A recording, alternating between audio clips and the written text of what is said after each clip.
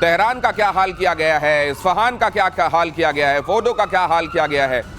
और ये देखिए अगली खबर की तेहरान पर इजरायली वायुसेना की अब तक की सबसे बड़ी स्ट्राइक है। 60 फाइटर जेट्स, शहर के कई इलाकों में भीषण आग, लगातार धमाकों से दहशत, रिहायशी इलाकों के पास तक धमाकों की गूंज, लोग घर छोड़कर भागे। तेहरान में सेंट्रीफ्यूज प्रोडक्शन साइट पर भी हमला। साइट पर यूरेनियम को एनरिच करने, शुद्ध करने का काम होता था, यूरेनियम को प्रोसेस करने का काम होता था। तेहरान में भी ये काम चल रहा था, आप जानते हैं, इस्फहान में, फोर्डो में ये काम चल रहा था, नतांज में ये काम चल रहा था, लेकिन तेहरान में भी ये काम किया जा रहा था और उन तमाम जगहों को निशाना बनाया जा रहा है। और अभी तक ये 60 फाइटर जेट्स के साथ, और जब ये कह रहा है अमेरिका और इजराइल ने ये बात पहले ही कही थी कि अब ईरान के आसमान पर हमारा नियंत्रण है, तो ये बात दिखाई भी दे रही है। 60 फाइटर जेट्स के साथ हमले किए गए, अलग अलग जगहों से आई ये तस्वीरें देखिए, आग बरस रही है ईरान के आसमान से।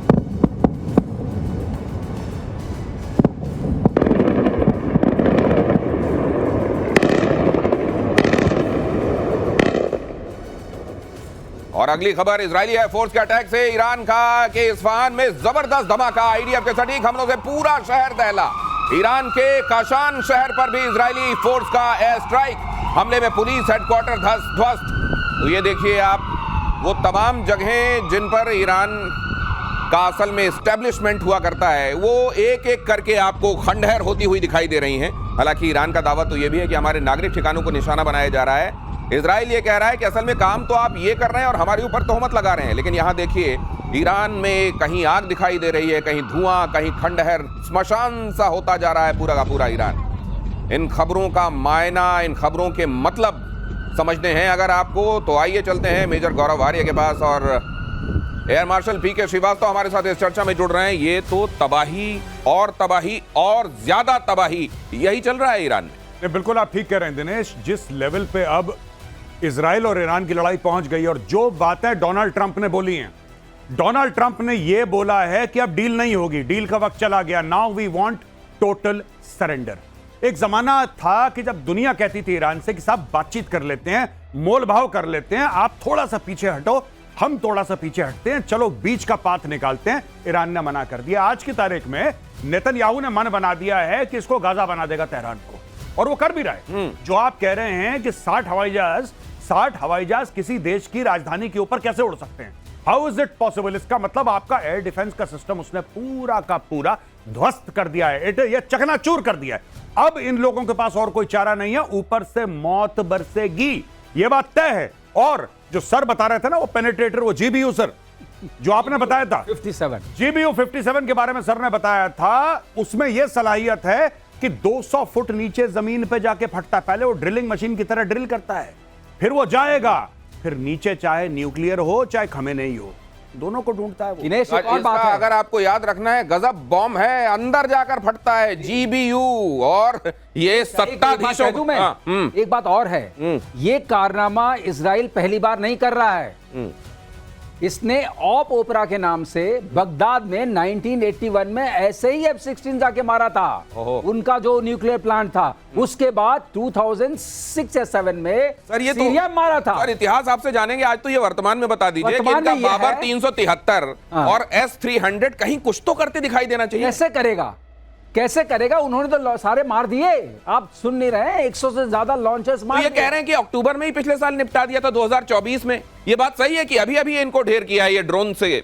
कुछ तब ढेर किए थे, कुछ नीचे तो सेना है, नीचे जो उनकी जो मोसाद की यूनिट्स भी चल रही है साथ साथ। तो मतलब इनके आसमान में अभी ये चाहें तो ये परिंदे को भी नहीं मार सकते। मैंने आपको बताया उसका वर्चस्व ये है कि आप रिफ्यूलिंग कर रहे हैं।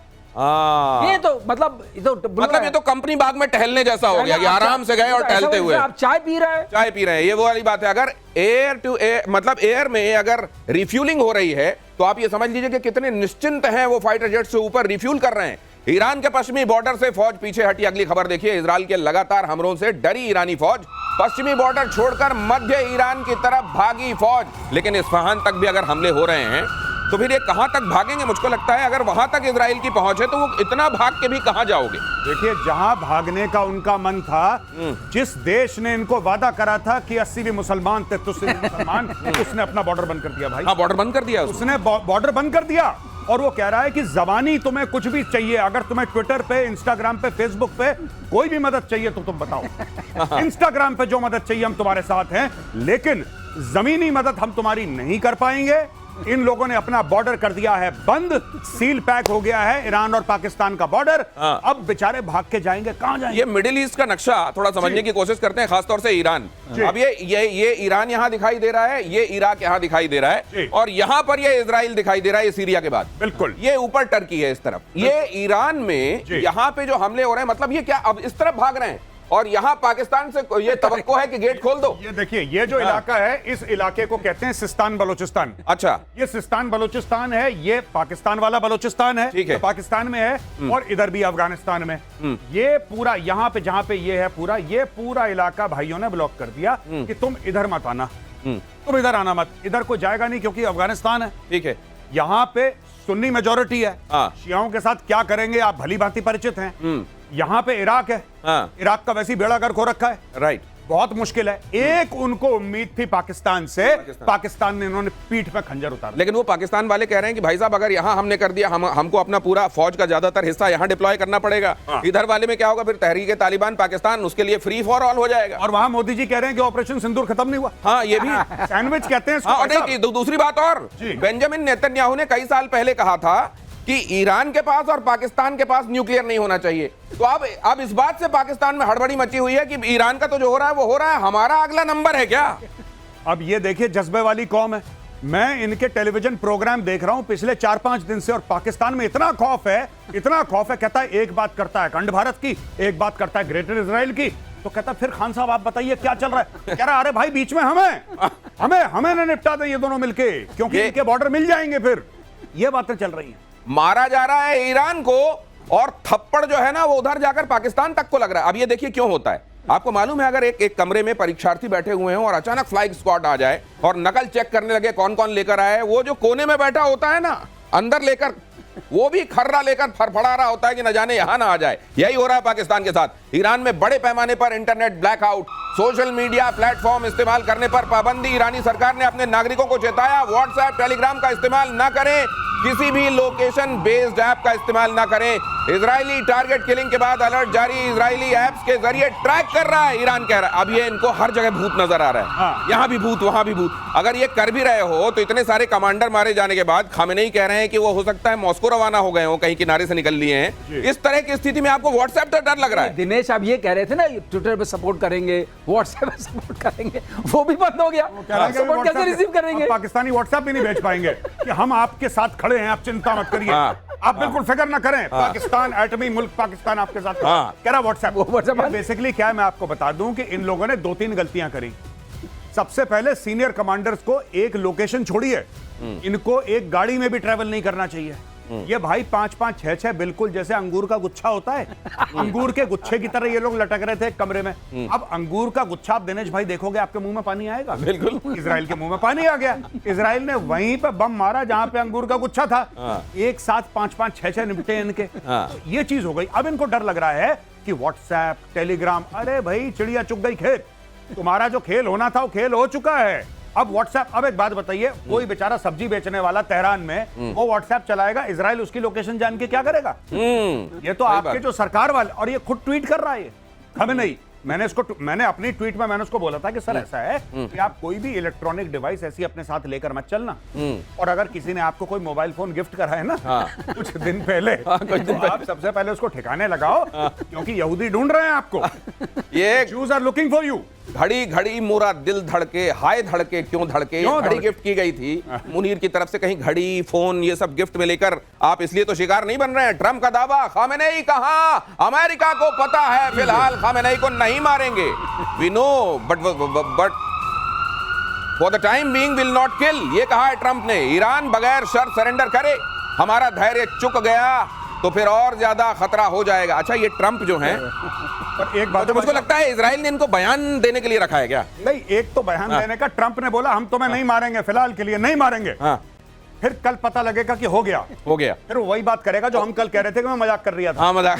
ठीक है, ये ट्रंप वैसे ही है, ये पलट जाएगा अपने बयान से। आज कह रहा है कि नहीं मारेंगे, नहीं मारेंगे, नहीं मारेंगे, और चुपचाप इजराइल को बोल रहा है कि अच्छा ये देखो, बड़ी मजे की बात आप कह रहे हैं। एक बात मैं इससे जोड़ दूं, एक बात, ये पाकिस्तान में भी यही बात हो रही है कि भाई ईरान से तो ओमान में बात चल रही थी, अमेरिका की ओमान में बात चल रही थी, अगले दिन मार दिया। तो इधर का नाम नहीं ले रहे लेकिन यहां मार दे। अब ये बिल्कुल बात सही कह रहे हैं कि ट्रम्प कह रहे हैं कि तुम सुरक्षित हो, इसका मतलब खामनेई को और चिंता कर लेनी चाहिए। मैं क्या हेलमेट सही है, बैठ जाओ। हाँ, तो यही डरने की पूरी बात है, वो कह रहा है कि पूरी बात है, क्योंकि ये जो ट्रम्प है ये बोलता कुछ है, कहता कुछ है, सोचता कुछ है, और तीनों चीजों में कोई रिलेशन नहीं है इसके। इसकी जबान, इसका दिमाग, इसका दिल, इन तीनों का तार नहीं है, बीच में कटे हुए हैं तार इसके। ये दिल में कुछ महसूस करता है, दिमाग से कुछ सोचता है, बोलता कुछ है, सुनता कुछ है। इसने बोल दिया, ये कह रहा है कि भाई साहब आप चिंता मत करो, इसके पसीने निकल गए होंगे खमेनेई के अभी। नहीं, ये भाई के पसीने निकल गए होंगे कि अब तो ट्रम्प ने बोल दिया चिंता मत करो, अब चिंता का विषय है भाई। अब चिंता का विषय है। अगली खबर देखिए, ईरान के सुप्रीम लीडर खामेनेई की अमेरिका को धमकी। अमेरिका ने हमला किया तो गंभीर अंजाम भुगतने होंगे, हम किसी भी सूरत में सरेंडर नहीं करेंगे। खामेनेई ने कहा सैन्य हस्तक्षेप अमेरिका के लिए विनाशकारी होगा, खामेनेई ने कहा। अगली खबर भी देख लीजिए, ईरान के सुप्रीम लीडर को लेकर बड़ा दावा, खामेनेई ईरान छोड़कर मॉस्को निकल लिए। सोशल मीडिया पर किया जा रहा है ये बड़ा दावा, और उसके सबूत के तौर पर एक तस्वीर भी रखी जा रही है जो मैं आपके सामने रखूंगा। लेकिन क्या खामेनेई के लिए ईरान में बंकर खत्म हो गए हैं? ये तस्वीर रखी गई है, देखिए। ये पीके श्रीवास्तव सर, आप इसको समझाइए जरा। UAE 129 ये कहा जा रहा है कि भाई साहब ये ईरान में, बाकी देखिए पूरा एयर स्पेस कहीं कुछ नहीं दिख रहा है, ये निकल प्लेन जा रहा है, ये निकल लिया मॉस्को की तरफ से, ये निकल लिया। हाँ तो ये निकल लिया इसलिए क्योंकि वो खामनेई चले गए, उन्होंने समझ लिया कि ये जो ट्रम्प है ये विश्वसनीय नहीं है, कह रहा है कि आप सुरक्षित। ऐसे ही ट्रम्प ने कहा कि हमको लोकेशन पता है लेकिन हम कुछ नहीं करेंगे, वैसे उन्होंने लोकेशन बदल दी। दिनेश ये पूछिए गया क्यों मॉस्को? क्योंकि अभी पुतिन ने इनको हैप्पी बर्थडे कहा है ट्रम्प को। अच्छा, उसका ख्याल रखते हुए उसने कहा मॉस्को ही सुरक्षित जगह है। और बंकर की आप बात कर रहे हैं, इस बंकर में घुसेंगे जब बंकर 200 फीट नीचे, 300 फीट नीचे वाला बंकर सुरक्षित नहीं है। तो कौन सा बंकर सुरक्षित? तो फिर अगर बंकर सुरक्षित नहीं है, उधर मॉस्को जा रहे हैं और उधर ट्रम्प कह के आए कि G8 से रशिया को नहीं निकालना चाहिए था, उधर पता चला पुतिन ने फोन करके बोला कि हाँ खामेनेई जी हमारे पास सुरक्षित हैं। ये इससे कौन? पूरी सुरक्षा है, पूरी सुरक्षा है, बिल्कुल। सुरक्षा में कोई कमी नहीं है। ये बिल्कुल संभव है। अब ये सिस्टम से बाहर है, अब ये सिस्टम से बाहर। अब आप ये देख लीजिए कि अगर इन्होंने बयान दिया हम सरेंडर नहीं करेंगे, उसके तुरंत बाद एक प्लेन टेक ऑफ करता है और मॉस्को की तरफ निकल लेते हैं, और वो कह रहे हैं कि अमेरिका को ये बहुत भारी पड़ेगा, और पता चल रहा है वो मॉस्को में पुतिन के बगल में बैठे। आप सोचिए वैसी स्थिति, कैसी स्थिति है ईरान के लिए, ईरान की आवाम के लिए। ईरान पर जंग में उतरने की तैयारी में ट्रंप। अगली खबर देखिए, अमेरिकी अफसरों का बड़ा दावा, न्यूक्लियर साइट्स पर अमेरिका हमला कर सकता है। फोर्डो साइट पर इजराइल के साथ मिलकर अटैक पर विचार चल रहा है। ट्रंप आज रात युद्ध में कूद सकते हैं, इजरायली मीडिया कह रही है। किसी ने कहा मेजर साहब कि फोर्डो की स्पेलिंग बनती है FORDO, फोर्डो। अब ये फोड़ दो कह रहे हो, और फिर इजराइल की क्या गलती है? फिर इजराइल बोलेगा हमने तो वही सुना जो आपने बोला। ये B-52 इनके बॉम्बर्स हैं, डीगो गार्सिया में 6 के 6 पड़े हुए, 6 के 6, और उसमें वो GBU-57 उन्हीं में लोड रहता है। वो 2-4-1 में डाल के 6 के 6 उड़े। अच्छा, उनका जो रेडियस है पूरा फ्लाइंग का, यानी कि जितने वो जाके वापस आ सकते हैं, वो 11-12 हजार किलोमीटर अपना ट्रैवल कर सकते हैं विदाउट रिफ्यूलिंग। यानी कि यहां से अच्छा, दूसरी चीज वो स्टेल्थ है, दे आर स्टेल्थ। तो आप स्टेल्थ की वैसे जरूरत नहीं है इस वक्त, तेहरान का जो बेड़ा गर्क हो रखा है ईरान का, स्टेल्थ की कोई जरूरत नहीं है।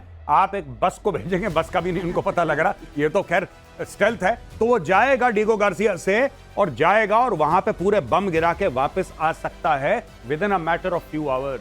और दिनेश खास बात यह है कि अगर 200 फीट तक गया, एक के ऊपर दूसरा जा सकता है। हाँ, तो 200-400 हो गया फिर। हाँ, तो 400। तो ये बचने वाली जगह नहीं है, इसमें कोई शक नहीं है कि ये पता चल गया है ये जहाज उसी लिए है।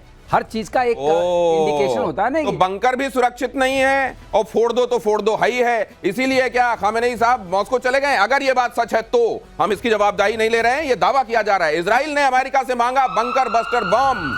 ये लीजिए, कुछ दिनों में ये मांग और लेता है कि उनको पता चल जाए ये बंकर बस्टर बम मांगा जो ऑलरेडी पहुंच चुका है। हाँ, जो पहले ही इनके पास हो सकता है कि अच्छा भाई फिर से दे दो, क्योंकि ये मांगना, ये खबर बनना, ये लोगों तक पहुंचना, इसका भी महत्व है। ईरान के परमाणु सेंटर को नेस्त नाबूद करने का प्लान, GBU-57A/B, यही बता रहे थे। अभी देखिए, सबसे बड़ा नॉन एटॉमिक बॉम्ब पहले गड्ढा खोदता है और अंदर जाके फूटता है और 90-90, 100-100 फीट गड्ढा खोद देता है एक बार में। क्या सरलीकरण है।